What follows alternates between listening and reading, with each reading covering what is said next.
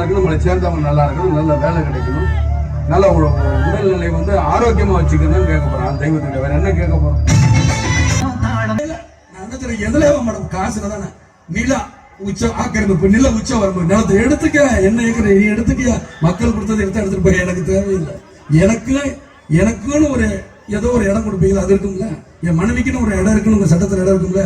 என் பிள்ளைக்குன்னு இத்தனை இருக்குல்ல, அது கிடைச்சா எனக்கு போதும். எவ்வளவு பேர் இருக்கு, இந்த 4 பேர் வந்தா ஒரு நேரம் சோறு போட மாட்டீங்க, அதுலயே நம்மளுக்கு போதும், முடிச்சிடும். இத்தனை ஒரு வீட்டுக்கு நான் போயிட்டு இருக்க முடிச்சேன். என்னையா காசு காசு காசு பணம் நடப்போதையா நீங்களும் உங்க காசு என்னையா கோடி கோடியா சேர்த்து வச்சு எங்கேயா கொண்டு போக போறீங்க? செத்தா கூட அண்ணா கூட அத்து விட்டு தான் உள்ளதை கொண்டு போய் போறீங்க. காசு கிடையாது, ஒண்ணு கிடையாது. நம்புறேன், என் மக்களை நம்புறேன்.